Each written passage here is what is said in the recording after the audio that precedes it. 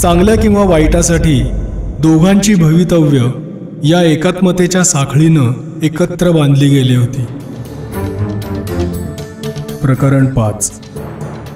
शहराला वळसा घालून हरीश मोकळ्यावर आला होता. रात्री इतर कोणी भेटण्याची शक्यता अगदीच कमी होती. मानव पुन्हा एकदा अंधाराला भ्यायला लागला होता. स्टारजमचे लोक त्याचा तपास करीत असणार हे उघड होतं. त्याच्यातला बदल त्यांना अगदी सुरुवातीपासूनच समजला होता हे उघड होतं.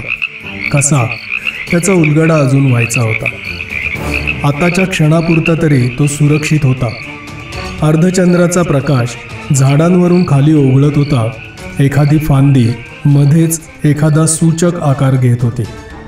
अंधश्रद्धांनी आणि भीतीने ज्यांची मनं पिचली होती, ज्यांची नजर विकृत झाली होती, त्यांना ठिकठिकाणी भयानक आकार दिसले असते. त्यांच्या कल्पना इतक्या खुळचट होत्या की हरीशला त्यावर विचारसुद्धा करायची जरुरी वाटली नाही. पण म्हणून काही त्याची वाट अगदी निर्धोक होती असं नाही. त्यालाही ते माहीत होतं. कारण रात्रीत खरोखरच निशाचर वावरत होते, मानवरूपी पशूच. हमरस्ता सोडला की कायद्याचं राज्य संपत होतं आणि जंगलचा कायदा सुरू होत होता. शहरांच्या आसपास आतल्या भागातही असतील कदाचित, पण ते कोणासच माहीत नव्हतं. या भटक्या गुन्हेगारांच्या टोळ्या वावरत असायच्या. मंत्रतंत्रांसाठी त्यांच्याबरोबर एखादा देवऋषी किंवा पंचाक्षरी असायचाच. एखादं आडबाजूचं घर दिसलं की त्यांचा हल्ला आलाच. जळते पलिते अंधारात नाचवीत त्यांची धाड यायची. घराचे दार फोडून आत मनसोक्त लुटालूट करावी, अत्याचार करावे, मर्जी लागली तर घरातल्या स्त्रिया जंगलात पळवून न्याव्यात, कोणाचं भय म्हणून नाही. किंचाळ्या आरडाओरडा कानावर आला तरी शेजारी किंवा गावकरी दारे खिडक्या घट्ट बंद करून आतल्या आत थरथरत बसत. जंगलातून येणाऱ्या या भूतपिशाच्यांच्या वाटेला जायची त्यांची हिंमत नव्हती. दिसतात माणसासारखे, पण कोणी सांगावं? जवळ गेलं आणि या ज्योतींचे चकवे होऊन ते आपल्या भोवतीच फेर धरून नाचायला लागले तर? माणसांसारखे दिसणारे हे आकार एकदम 4 पायांवर ओणवे होऊन भुंकायला किंवा खिंकाळायला किंवा फिसकारायला लागले तर? त्यांच्या घराचं काय होणार? त्यांनी मंत्र नीट म्हटला नसेल, उतारा नीट ओवाळून टाकला नसेल. तो विव्हळण्याचा आवाज कानावर येताच हरीश जागच्या जागी गोठून उभा राहिला. आवाज स्त्रीच्या विव्हळण्याचा होता. आर्त, निराशेने काठोकाठ भरलेला आवाज. हरीशचं रक्त गोठल्यासारखं झालं. आवाज पुन्हा कानावर येताच तो हलकेच त्या दिशेनं निघाला. आड रानात मध्यरात्री स्त्रीच्या विव्हळण्याचा आवाज, त्याला एकच अर्थ असू शकत होता. गोठलेल्या रक्ताची आता वाफ झाली होती. हरीशची कानशिलं गरम झाली होती.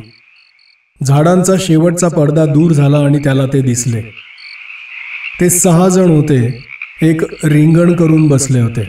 रिंगणात एक लहानशी शेकोटी पेटवलेली होती आणि शेकोटी शेजारीच ती स्त्री पडली होती. ती पुन्हा एकदा विव्हळली. तिच्या अंगावर कपडे जवळजवळ नव्हतेच. ते 6 जण अगदी खालच्या आवाजात काहीतरी बोलत होते. मध्येच एकदा दबक्या आवाजातली खसखस पिकली. हरीशच्या नजरेसमोरून रक्तवर्णी धुक्याचं एक पटल गेलं. मग त्याची नजर निवळली. शरीराची सर्व थरथरही थांबली. खिशातलं पिस्तूल त्यानं अलगद हातात घेतलं. आता चूक होता उपयोगी नव्हती. अगदी आवाज न करता तो सावकाश सावकाश पुढे सरकला. एकाचे काही शब्द अर्धवटच त्याच्या कानावर आले. ती स्त्री पुन्हा विव्हळली. आता नेम चुकणार नाही अशी खात्री झाल्यावर त्यानं पिस्तूल वर आणलं आणि मग तो एकदम मोठ्यानं ओरडला, पुरे आता! त्यांना मारण्याचा क्रम त्यानं मनातच ठरवला होता. त्याच्या आवाजानं दचकून वळायच्या आतच तिघे ठार झाले होते. ते उठत असताना आणखी 2 खाली कोसळले. एकानंच प्रसंगावधान राखून पायानं शेकोटी उधळली आणि तो अंधारात नाहीसा झाला. पण त्याच्या रोखानं झाडलेली गोळी बहुतेक त्याच्या कमरेत किंवा पायात घुसली असली पाहिजे, कारण ओरडत ओरडत तो झुडपात कुठेतरी कोलमडला. ती स्त्री हलली नव्हती. तिला हलताच येत नव्हतं. दोन्ही हात आणि दोन्ही पाय खोड्यात घातल्यासारखे एकत्र बांधले होते. तोंडावरही एक चिंधी बांधली होती. भयानं विस्फारलेल्या डोळ्यांनी ती हरीशकडे पाहत होती. आधी त्यानं हातानंच तिला सर्व काही ठीक आहे, भिवू नकोस अशी खूण केली आणि मग तिच्यापाशी बसून त्यानं तिला मोकळी केली. तिनं एकदाच त्याच्याकडे पाहिलं आणि ती बेशुद्ध पडली. अत्याचारांनी विद्ध झालेलं ते कोमल शरीर पाहताना हरीशच्या मनात कीव दाटून आली. ते अत्याचार करणारे पातकी लोक मृतावस्थेत अस्ताव्यस्त पडले होते. आपली असहाय्यता जाणवून हरीशनं एक मोठा निश्वास सोडला आणि जमलं तसं तिचं शरीर झाकलं. पहाटेच्या मोतिया प्रकाशात त्यांना दूरवरून त्या गावाची अंधुक रेषा दिसली. एक दोन छपरातून धुराची काळी रेषा वर चढत होती. एवढ्यातच गावात जाणं संशयास्पद ठरलं असतं. एका झाडापाशी हरीश थांबला. सिनीही त्याच्या शेजारी आज्ञाधारकपणे उभी राहिली. गेले 2 तास ते दोघं बोलत बोलत जंगलातून आले होते. सुरुवातीस सिनी इतकी भेदरली होती की तिला साध्या साध्या शब्दांचा अर्थही समजत नव्हता. अंधार आणि अरण्य तिच्या सर्व भयांचं हे जन्मस्थान होतं. आधी हरीशही खरा साधा माणूस आहे यावर तिचा विश्वास बसत नसावासा दिसला. त्याच्या हाताचा चुकून स्पर्श झाला तरी ती नखशिखांत थरथरत होती. आसपासच्या काळोख्या जंगलाची भीती जास्त प्रभावी ठरली, नाहीतर ती खासच पळून गेली असती. पण हरीश विरघळत नाही, बदलत नाही, पारदर्शक होत नाही, झाडांना लोंबकाळत नाही, तिच्यासारखाच चालतो आहे हे पाहून तिची भीती सावकाश सावकाश कमी झाली आणि मगच त्याच्या प्रश्नांना ती मोडकी तोडकी उत्तरं देऊ लागली. स्टारजम्पपासून 20-22 मैलांवरच्या पालपूर नावाच्या एका मध्यम शहरात ती शिक्षिका होती. घरी फक्त म्हातारी आईच होती. गावातल्या अनेक गुंडांचा तिच्यावर डोळा होता. गरिबीच्या परिस्थितीमुळे त्यांना मध्यवस्तीतलं घर परवडत नव्हतं. गावाच्या जवळजवळ टोकालाच एका जुनाट इमारतीत त्या राहत होत्या. पण सिनी नेहमी सांभाळून राहत असे. पण आज किंवा काल संध्याकाळी तिला काही कारणानं परत यायला उशीर झाला आणि ठीक आहे, पुढचं सांगू नकोस, मला माहिती आहे, हरीश कठीण आवाजात म्हणाला. सर्वसामान्य नागरिकांची ती प्रतिनिधी होती. त्यांच्या गाऱ्हाण्यांना ना दाद ना फर्याद. त्यांची अब्रू, पैसा, वेळ, शरीर, श्रम कोणीही कसेही लुटावेत. तू कोण आहेस? सिनी चाचरत विचारत होती. मी आहे असाच एक प्रवासी. अगदीच खोटं नाही. पण असा रात्रीचा हिंडतोस, तुला भीती नाही वाटत? कशाची भीती? हरीश तिच्याकडे नवलानं पाहत होता. सिनी गळ्यातली एक तांब्याची लहानशी पेटी सारखी हाताळत होती. तिची बावरी नजर आसपासच्या अंधाराचा सारखा वेध घेत होती. त्यांची नावं घ्यायला नकोत, ती पुटपुटली. त्याला क्षणभर राग आला, पण लागलीच तो ओसरला. दोष तिचा नव्हता. ती ज्या परिस्थितीत वाढली त्या परिस्थितीचा होता. सर्व विश्वास आणि श्रद्धा एका पिढीत उलट्या सुलट्या झाल्या होत्या. नव्या परिस्थितीचं आव्हान समाज पेलू शकेल का नाही याचीच शंका होती. माझा धाकटा भाऊ होता, सिनी सांगत होती. स्टारजम्पमध्ये प्रवेश मिळवायची त्याची महत्वाकांक्षा होती. मग स्टारजम्पचं नाव ऐकताच हरीश सावध झाला होता. त्याला नकार द्यायला त्यांना 5 मिनिटं सुद्धा लागली नाहीत. पण सिनी, हरीश सहानुभूतीनं म्हणाला, स्टारजम्पला काही खास प्रकारचेच लोक लागतात. तो तसा होता, सिनी कळवळून म्हणाली. आता वाटतं माझ्यासारखाच साधा असता तर बरं झालं असतं. काय झालं? हरीश त्याच्या इच्छेविरुद्ध त्यात गोवला जात होता. मोनीमध्ये इतरांपेक्षा काहीतरी वेगळं होतं. लहानपणी खेळत असताना आम्हाला त्याची गंमत वाटायची. मोनी लहान लहान वस्तू हलवू शकत होता. टेलिकायनेसिस का काहीतरी नाव होतं त्याला. त्यात काही अनैसर्गिक किंवा धोक्याचं निघेल याची काय कल्पना. तो परत गावी आला. गावात सगळ्यांनाच त्याची माहिती होती. तेव्हा ही रामस्वामीची मोहीम सुरू झाली नव्हती. एक दिवशी अचानकपणे गावात त्यांचा मुक्काम पडला. देवळात संध्याकाळी भाषण झालं. सगळा गाव पिसाळल्यासारखा झाला. गावात 7-8 तरी बळी पडले. मोनीला त्यांनी आमच्या डोळ्यांदेखत ओढून नेलं. तो काय सैतान होता? सिनी मुसमुसून रडत होती. तिचे खांदे खाली गेले होते, अश्रू वाहत होते, पण त्यांचा दिलासा मिळत नव्हता, कधीच मिळणार नव्हता.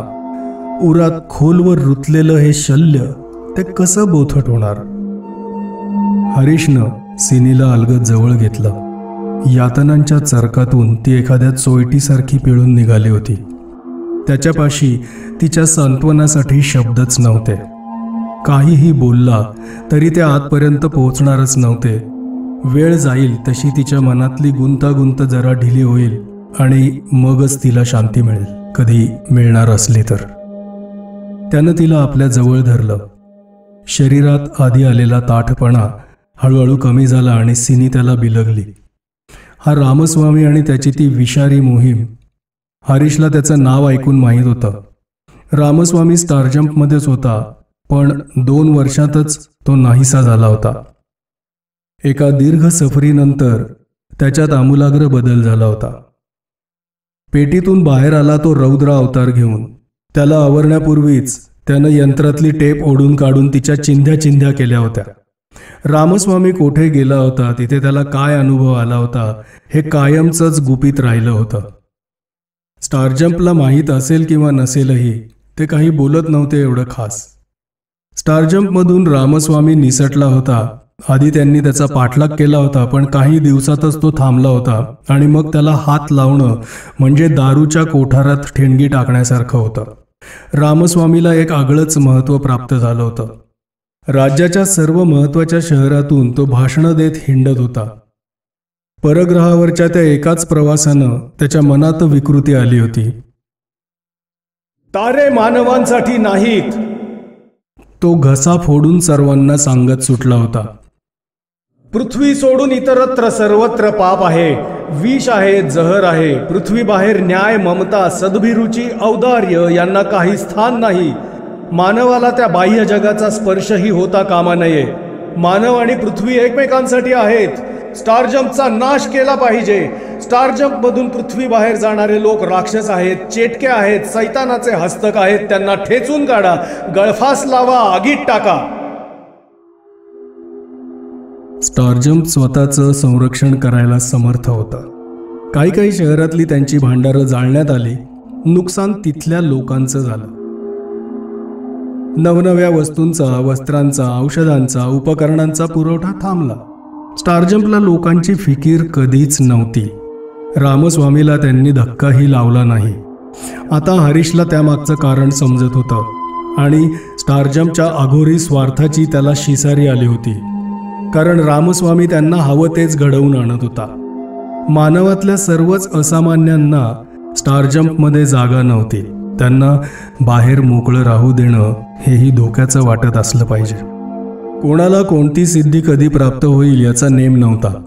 20-25 वर्षांपूर्वीच्या न्यूक्लिअर रेडिएशनचे दूरगामी परिणाम आता दिसायला लागले होते. हरीश त्यांच्यापैकीच एक होता, पण इतरांपेक्षा जास्त सुदैवी. टेलिपॅथी, टेलिकायनेसिस, टेलिपोर्टेशन, प्रिकॉग्निशन, प्रेशन्स, पायरोटेक्नी आत कोंडली गेलेली ऊर्जा नानाविध मार्गांनी बाहेर पडत होती. आपल्यापेक्षा वेगळं मानवाला कधीच पसंत नसतं. आपल्यापेक्षा वेगळं आणि श्रेष्ठ तर त्याला अजिबात सहनच होत नाही. या सिद्धांचा द्वेष तर समाजात धुमसतच होता. त्यात ठिणगी टाकून त्याचा स्फोट करण्याचं श्रेय रामस्वामीला होतं. चेटके त्यांना नाव पडलं. समाजाच्या आंधळ्या क्षोभात त्यांच्या आहुती पडत होत्या. सिनीचा भाऊ, त्यांचा काहीही अपराध नव्हता, किंवा असला तर ते जास्त कार्यक्षम होते हाच होता. निसर्गाच्या प्रेरणा अंध होत्या. आता मानवही त्या अंधत्वाची बरोबरी करत होता. आपल्यातलं नवीन आणि सर्वोत्कृष्ट तो ओरबाडून काढत होता, मातीत चिणत होता. अल्पसंख्याकांनी कधीही श्रेष्ठ असता कामा नये. ते कधीही सहन केलं जाणार नाही. ज्यांनी प्रतिकार केला नाही ते सहज मारले गेले. ज्यांनी क्षीण तरी प्रतिकार केला त्यांना हाल हाल करून मारण्यात आलं. शहरांच्या वेशींवर पाट्या झळकायला लागल्या. चेटक्यांनो, याद राखा आणि पुढे येऊ नका.